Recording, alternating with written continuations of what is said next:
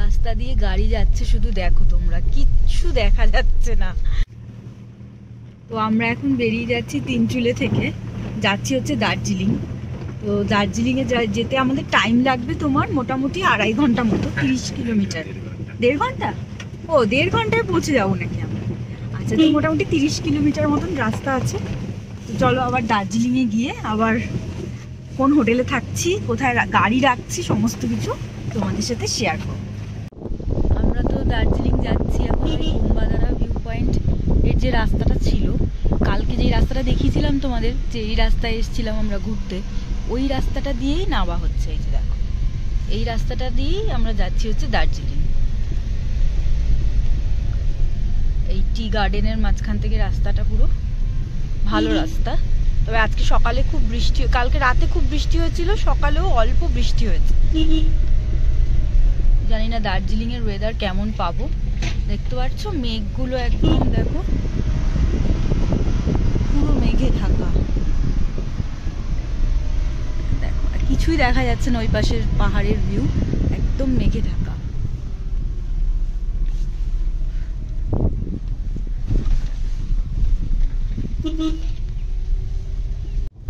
একদম প্রপার দার্জিলিং এর যে ওয়েদার আমরা চাই বা পাই, সেই ওয়েদারটাই পেয়ে গেছি। একদম মেঘে ঢাকা রাস্তা, যাচ্ছি হচ্ছে গিয়ে তোমার ওই লামাহাটার রাস্তাটা দিয়ে, পুরোটাই মেঘে ঢাকা, কিছু সামনে দেখা যাচ্ছে না, দেখতেই পাচ্ছ তোমরা, একদম ভিজিবিলিটি খুবই কম, কিন্তু দারুণ। দেখো এদিকে কিচ্ছু দেখা যাচ্ছে না, সামনেটা দেখো।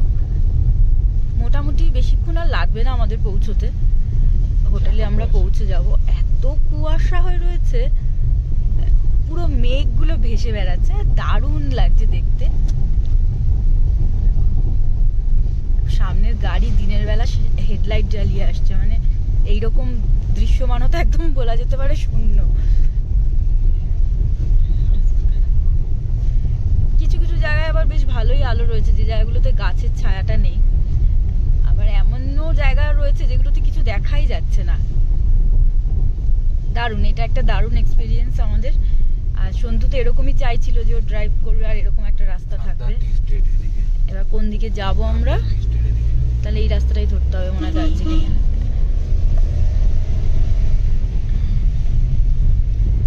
কি রাস্তা দিয়ে গাড়ি যাচ্ছে শুধু দেখো তোমরা, কিচ্ছু দেখা যাচ্ছে না, মানে কিছু দেখতে পাচ্ছি না, একদম জিরো ভিজিবিলিটি।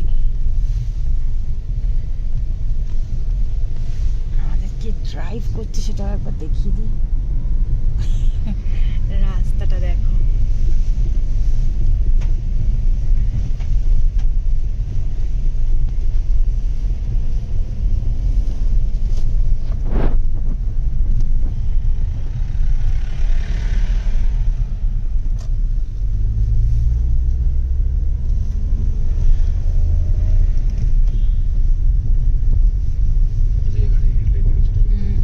একটা গাড়ি রেড লাইট জ্বালিয়ে দাঁড় করিয়ে রেখেছে, গাড়িটা আসতে পারছে না হয়তো বা কিছু।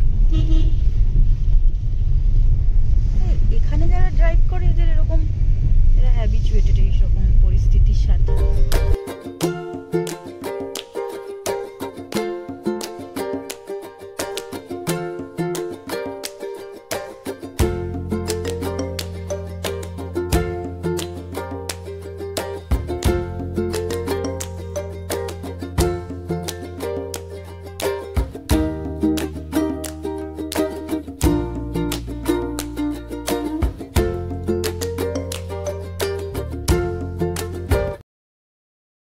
ঘুম স্টেশন চলে এসেছি আমরা দার্জিলিং, প্রচন্ড মেঘে ঢাকা একদম দার্জিলিং। দেখো ঘুম স্টেশনের অবস্থা দেখো, পুরো মেঘে ঢাকা ঘুম স্টেশন।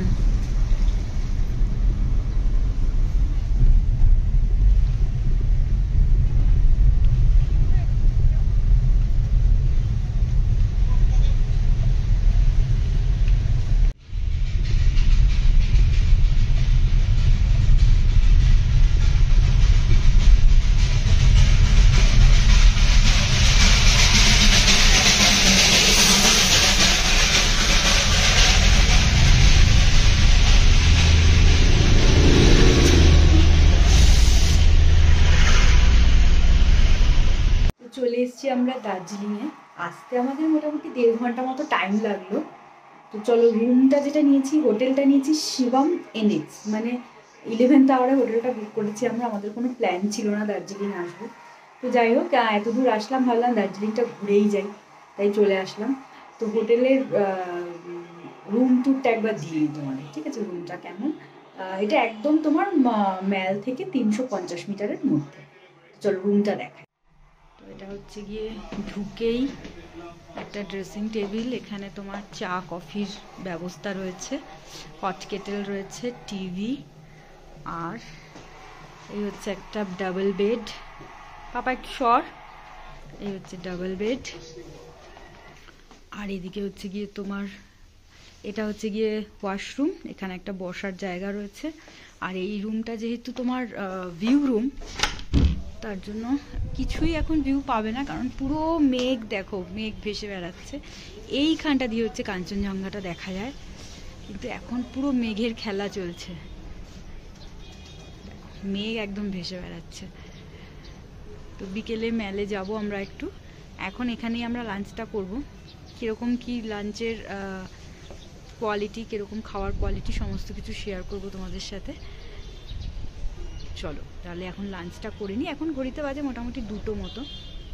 তারপরে বিকেলে মেলে কি অবস্থা হয়, কারণ এত মেঘ, মনে হচ্ছে বৃষ্টি হবে, একটা প্রচণ্ড মেঘলা আকাশ।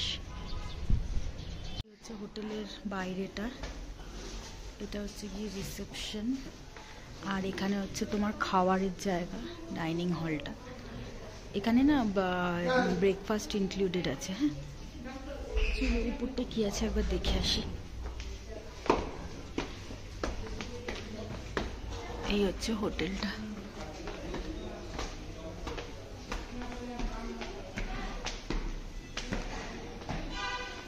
আমাদের নিচেই রুমটা, নিচে মানে ব্যালকনি থেকে অনেকটাই উঁচু লাগছে খুললে দরজাটা, বাট উঠে জাস্ট ফার্স্ট ফ্লোরে। আর এটা হচ্ছে ওপরটা। লাঞ্চে আমরা নিয়ে নিয়েছি ফ্রাইড রাইস, চিলি চিকেন, আর ওরা একটা ওই পাঁপড় দিয়েছিল। তো এটাই খাবো এখন, প্রচণ্ড খিদে পেয়েছে, তারপর বেরিয়ে অন্য কিছু খাবো। খাওয়া দাওয়া সেরে একদম পেট পুজো করে আমরা কিন্তু বেরিয়ে পড়েছিলাম ম্যালের উদ্দেশ্যে।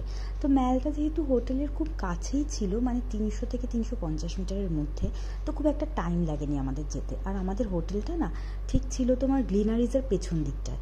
তো আমরা যখনই ম্যালে যাতায়াত করছিলাম, মানে যাচ্ছিলাম আবার ফিরছিলাম, গ্লিনারিজের সামনে দিয়েই ফিরছিলাম। তো সেটাও তোমাদের দেখাবো কোন রাস্তাটা। তো মোটামুটি ম্যালে কিন্তু বেশ ভালোই ভিড় রয়েছে, কেননা কাল কি ছিল হচ্ছে দোল রয়েছে, কাল আছে হচ্ছে দোল। তো সেই জন্য দোলের যে ভিড়টা, ক্রেজটা হয় দীঘা, পুরী, দার্জিলিংয়ে, তো সেই ক্রেজটা কিন্তু অলরেডি রয়েছে। আর যেহেতু পরন্ত বিকেল, এখন সবাই একটু ম্যালের দিকেই আসবে, কিন্তু প্রচণ্ড ঠান্ডা লাগছিল, এত মেঘলা ওয়েদার আর এত ঠান্ডা লাগছিল যে বলার মতন না। তো যাই হোক, তো আমরা একটু ঘুরে ফিরে দেখছিলাম এখানটায়, আর ভাবছিলাম একটু কোথাও বসার জায়গা পাওয়া যায় কিনা, কারণ জানো মেলে আসলে এই বসার সিটগুলো মোটামুটি সবসময় ভর্তিই থাকে, জায়গা পাওয়া যায় না বললেই চলে। তো সেটাই খোঁজাখুঁজি করছিলাম যে কোথাও একটু বসার জায়গা যদি পাওয়া যায়। আরেকটা খুব ভালো জিনিস দেখলাম, সেটা হলো গিয়ে 2-3 জন মহিলা সারাক্ষণ অনবরত আর কি তোমার এই ম্যালটাকে পরিষ্কার করে যাচ্ছিল। ও যখনই পাতা টাতা যা কিছু পড়ছিল, ওরা সঙ্গে সঙ্গে কিন্তু তুলে পরিষ্কার করে নিচ্ছিল, যেটা দেখলে তোমরা ভিডিওতে এইমাত্র। তো যাই হোক, এই সমস্ত কিছু করে টোরে দেখে টেকে নিয়ে আমরা কিন্তু একটু বসার ব্যবস্থা করছিলাম, কারণ একটু চা খেতে হবে। এত ঠান্ডায় চা না খেলে আমাদের